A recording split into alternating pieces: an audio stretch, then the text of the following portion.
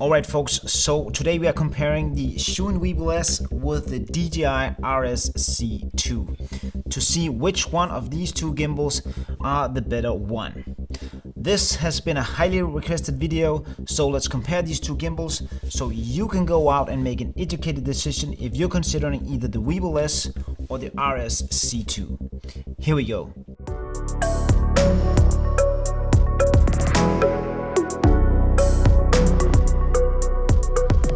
So let's take a look at these two gimbals from a user perspective and compare them side by side. Try to imagine this. Let's pretend that you are going to buy a gimbal today, right now at your local camera shop. You're looking at the RSC2 or the Weebill S and you have done your homework, you have watched a couple of reviews online before heading down to the shop. But we have to keep one thing in mind when watching reviews online. There are often three main factors we do not know anything about. How experienced was the operator, what settings were used on the gimbals, and was the footage stabilized in post. If we don't know these factors, we cannot determine which one of these two gimbals will have the better stabilization. So therefore we will leave this out for now and look at some of the more technical features and my experience of using these two gimbals. So I've got a list of 10 features that I'll go through and then determine which one of these gimbals I would choose today. And just to clarify one thing, I'm not sponsored by any of these two companies. This is my own takeaways after years of using gimbals, and I do not favor either one of these two. So the first and main thing on the list is price, because the price will determine if we have the money to buy the gimbal in the first place. And these two gimbals are priced very fairly and very close to each other. The RSC2 is $449 and the Weebill S is $399. So the Weebill S is $50 cheaper than the RSC2. But you might have to buy an additional handle, so the cost of these two gimbals will get very close in the end. Alright, let's take a look at the build quality of these two gimbals. First off, we got the RSC2, which feels like a high-end product. It's very nice to hold and most of it is made out of metal, not that much plastic on this gimbal. So it feels like it will last for a very long time and it's robust when you are holding it up. Let's take a look at the Weebill S. As I've talked before about this Weebill S, it is mostly made out of plastic, which doesn't make it look like a high-end product as the RSC2. And with a long-term use of this Weebill S, it will take a lot of wear and tear because it's made out of plastic. So with that in mind and the build quality that I see on this one, I think the build quality of the RSC2 is better than the Weebill S. So then we got weight of these two gimbal, and this is not the weight displayed on the website. This is the weight of these two setups right here with the extra accessories on the side here and the side handle. Also here the side handle from a Gimbal Gear, which I really like to use. It's just amazing. So this setup compared to each other, they are even. The RSC2 weighs 1.7 kilos. And the Weebill S weighs the exact same, so 1.7 kilos here as well. But the weight distribution is a bit different on these two because this is more of an upright gimbal, where this one has the bend over your hand, so you will feel the weight a bit different when holding this gimbal compared to the RSC2. And with my use of the Weebill S and the RSC2 here the other week, I don't feel any difference when walking around with these gimbals. They feel the same. I don't feel any pain anywhere when working with these two. The next one we're going to take a look at is payload and camera compatibility. On the DJI website, they say that the RSC2 can take up to 3 kilos. They've tested it to 3 kilos. The motors are really beefy, so I believe that is right. On the Weebill S, you know that when we need to determine this, I always call Lee from Zhiyun to help me figure this out. But I will not do that today because I've used this gimbal a lot and I know what it can carry. It can carry 3 kilos, that is not a problem. but the problem is the size of the camera you can put on here. The biggest one I can put on there is my GH5 with a 10 to 25mm lens on. And if we compare that with the RSC2, on here goes my S1H with the biggest lens I got. It's a 24 to 70, which is a big camera, and it fits on here without any problems. That I cannot fit on the Weebill S. Alright, let's talk user experience of these two gimbals. Let's start with the Weebill S because this is the one that I've used for a long time, shot many great videos with this gimbal. So I know every little piece of nitty-pitty of this gimbal. First off, I don't like the way you hold this gimbal, that you hold around the controls, because this might result in user error, because you might be touching on the controls if you haven't locked it, and the gimbal will move in a direction you do not want to. The Weebill S has a dedicated button for all the modes. You got lock buttons here, you got POV on this side right here. You can press once to get into follow mode. I like those features that is easily to toggle around in any of the modes. If you look at the base plate up here, it has a built-in quick release plate, which I don't like. So I add my own quick release plates, which adds some height to it, which is not a bad thing if you're using bigger lenses. Then you don't need the extra height support. But I don't like the Manfrotto style plate here that they have made, because they have this big thing out in the front, so it will not fit on all my other accessories that has this Manfrotto style base plate. But the way you hold it is probably the biggest downside of the Weebill S. Let's take a look at the RSC2. The RSC2 has a dedicated grip with rubber around it, so it won't go anywhere once you hold this. The buttons and the layout of the screen is very well done. It's easy to see what's on the screen, easy to read. Joystick, you can reach it with your thumb. So the layout on the RSC2 is better than on the Weebill S. They have the little wheel here on the side where you enter the menu, which is pretty nice. You can roll it with your thumb. The trigger in the front is also very nice placed, so you won't accidentally hit it. And then they have put the follow focus wheel here instead. You have to get used to using this instead of your thumb that you're used to in many gimbals on the side here. But it's just getting used to it, and it works very well. I've used the follow focus on the RSC2 and it works perfectly. Then we got the base plate, which we got on the Weebill S as well. This one is better, I think, because it's more like a normal Manfrotto style base plate, so it fits on my glide cam and all the other gimbals. It has a better quick release system than the Weebill S has, but it's not perfect because it's their own quick release plate, so it doesn't fit with anything else. But I know Smallwick is coming out with one that fits with Aga Swiss. I've already ordered 2 of those, with that it will be perfect.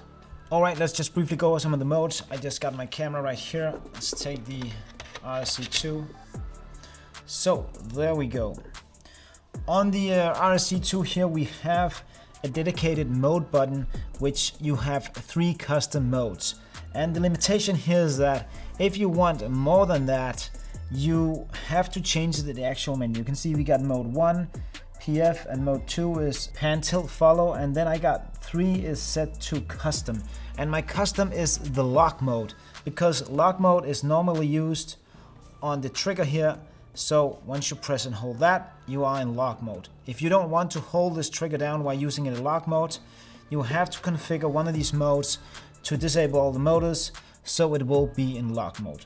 But then if you want to add 3D roll or FPV or anything like that, you have to go into the menu and go into follow, and then you have to go into mode and then change it right here.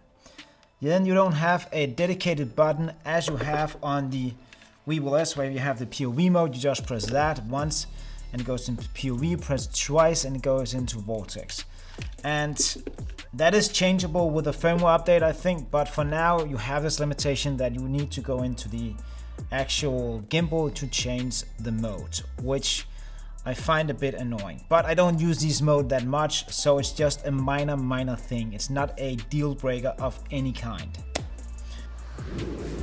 let's take a look at the ability to go into underslung mode or briefcase mode or whatever they call these modes, but just being able to record low with your gimbal.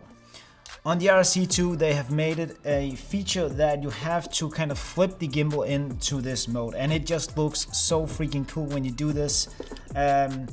You have to open the latch here, flip the gimbal forward, then you have it like this, and then you just double press and it will automatically flip into briefcase mode. And when using in the briefcase mode, the weight distribution of this gimbal is very nicely. And if you want to go back, just unscrew again, flip the gimbal up and double press, and it will turn back into its normal mode, and it just looks impressive. Where on the Weebill S, it is much easier to just take the gimbal and just flip it down by holding the top handle, and your gimbal will be in underslung mode. So the transition on the Weebill S is much faster than on the RSC2, but it just looks cool over here, I have to say, and it works perfectly. But we don't know how long will this last. Will this configuration here, the hinges, will they last forever? We don't know that. But I just love this feature. Then there's the last thing, and that is the size of these two gimbals. And if we compare them side by side, you can see the RSC2 is a bit bigger than the Weebill S. But it is not a problem, because when I am packing these two gimbals down, the Weebill S actually is a bit bigger than the RSC2, because the way they have made it where you can pack this together by flipping the hinge over, then the RSC2 becomes in a smaller package, and it fits better in all of my backpacks than the Weebill S does. Alright, one thing to note here is that when you buy the Weebill S or the RSC2, you will not get a really good carrying case. You can see this is the one you get for the Weebill S. Not that great at all, it's actually useless. And if you buy the RSC2 and not the combo version, you will only get this box and nothing else. So no carrying case of whatsoever. If you want a carrying case with your RSC2, you will have to go for the combo, where you'll get this nice carrying case, which I think is really dope if you like to have a dedicated case for your gimbal. So then we got batteries for these two gimbals. The Weebill S uses two of these bad boys right here, which are swappable. They go in right here under the gimbal, and it will run for about 12 hours, they say. On the RSC2 you have an internal battery, so you will have to charge the battery near a charger. So you can't just take the batteries out and put it in a charger. You will need to put the gimbal where you want to charge it. That is a bit of a downside, I think. I like the swappable battery idea, but you will get 14 hours of runtime on this gimbal.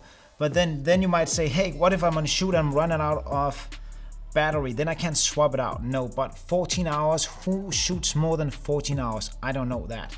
But the RSC2 has what they call fast charging through this USB-C. So just take a break, plug it in for half an hour, and you might be up to 50% already because of the fast charging mode. A fast charging mode works like that. It charges the battery fast up to 50% or 70%, and then the rest of the charging takes a much longer time. So you will quickly get up to speed with your battery if you just plug it in for half an hour, 20 minutes or something like that. Alright, let's talk a bit about the settings and the app. On the Weebill S, you can adjust all the settings from the display right here on the gimbal, which I think is key, that you don't have to use the app, which I don't find any good on the Weebill S. So I just love just having the gimbal, change all my settings on the gimbal and not have to worry about any app. On the RSC2, they have now a nice display. You can change some of these settings, not all of these settings on the display. So you will have to go into the app to fine adjust some of these settings, which I think it's a bit of a downside on the RSC2. But again, it is a firmware thing that they can change in the future. But when we talk apps, I don't like the app for the Weebill S. The DJI app is great. The interface is nice and easy laid out. So if I had to compare these two apps, I like the DJI RSC2 app or the Ronin app better than the Zhiyun app. Alright, let's take a look at the tripod legs for these two gimbals. The tripod legs on the Weebill S is fairly nice, I'd say. It's a bit of weight to it, and you can fix it if one of these legs get loose. It's easy to unscrew this button here and the screw here at the bottom and tighten these legs, so you can always fix this one. That's one of the things I really like. I like the size of it. I think it fits very well for the Weebill S. So a great fit on the tripod legs. If we take a look at the tripod legs for the RSC2, so it is slightly longer and it is also lighter. I like the feel of it. It has a nice rubber grip again. But again, you have one issue. You cannot fix these legs if they get loose because there's no screw in here. You cannot unscrew this. So I don't know how to fix it if they get loose. So that's one of the downsides of this one. So I think the Weebill S has a better choice of tripod legs. Alright, let's just briefly go over the locks. You can see when we lock the gimbal here, you can still hear that the gimbal is wiggling and waggling a bit, and this is a brand new gimbal. On the RSC2, the locks are a bit more firmly, so there's no wiggling going around once you lock the gimbal. So I find the locks better on the RSC2. Alright, the next one is accessories. What can we mount on these two gimbals? Let's take a look at the RSC2. It got two mounting points. It got one here on the side and one on the other side, which is a NATO rail style. It will fit with a lot of accessories and also the DJI ecosystem accessories that comes with this. I know they're coming out with some kind of dual handle you could put on here and a lot of other stuff.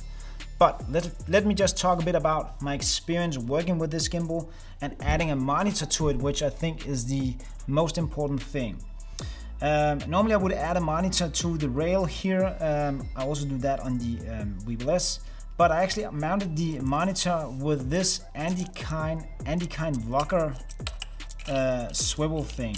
As you can see, it just goes on here, and because of the extra height we got here, it was not blocking the movement of the gimbal, so I could just add my monitor here, and this was a nice point of putting it where I can just see it without any problems when I was using it.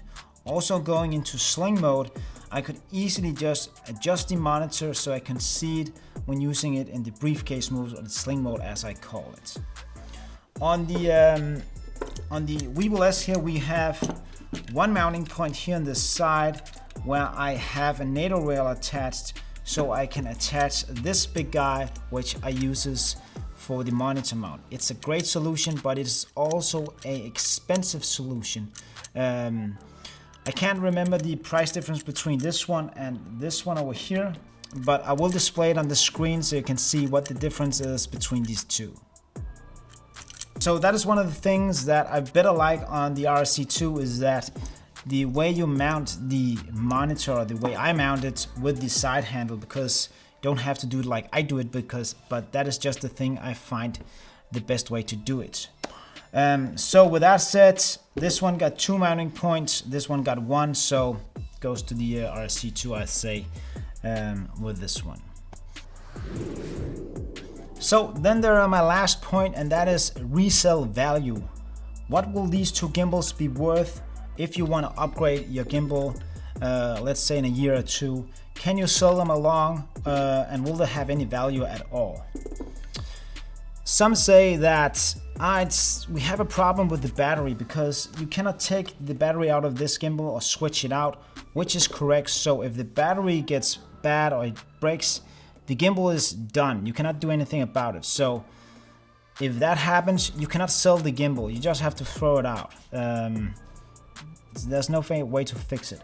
On the Weebill S, we have batteries down here we can switch out, so we can always put a new set of batteries in. So if you look at it with that set of eyes, yes, then the Weebill S is a better choice, because it is bulletproof. But now I know that I've had 2 of these, and as I said before with the locks, it's a problem the slide in. My old Weebill S, the follow focus wheel here is very loose, and after a year of use, it's very worn down. And that is because of the more plasticky build that they have gone with on the Weebill S. Where on the RSC2, it's a stronger gimbal. We have more metal on it, so we'll expect that this one will last longer build quality wise than the Weebill S. But we don't know how will this hinge work in a year time. Will it just be sloppy and not usable? We don't know that. But we'll have to see. Let's see in 6 months how is this gimbal holding up. But just looking at these 2, I would say that I think I would get a better price for the RSC2 than the Weebill S if I wanted to sell it. Alright, so that is my comparison videos of these 2, and what is the conclusion? Which one would I choose today? I would choose the RSC2 if I were to buy one today, just because of the better grip, the better build quality, and the ability to take a larger camera. If we talk stabilization, as I said, we cannot compare this if we don't know what the settings on the footage were at the moment it was shot. But with using the Weebill S for a long time, I've shot many great videos with this. It works great. The stabilization is good in this one. It is not the best. I will say the RSC2 has a bit better stabilization of what I can see when I'm using it. I've only used it for a couple of times now, so don't hold me up for this 100%. I will make a video of the RSC2 with some footage in where you can see where I've shot it, 24 frames per second, also some slowed down footage, stuff like that, so you can see how I'm using the gimbal and how it should look when you are done processing your footage, because that is the end goal. What is the end result you will get when using this gimbal? What are the gimbal techniques the operator is using, and so on. So that is it for now. And of course, with that said, if you want to learn all aspects of working with gimbals, you can sign up for my gimbal course, the Gimbal Academy. There's a link down in the description. Grab that, sign up, and I will notify you as soon as the full course will launch early next year. And of course, if this is the first time you're here, remember to subscribe if you want to learn more about filmmaking with motion. And of course, stay creative and stay safe. And if you can, go out and shoot some dope videos. See you next time. Bye.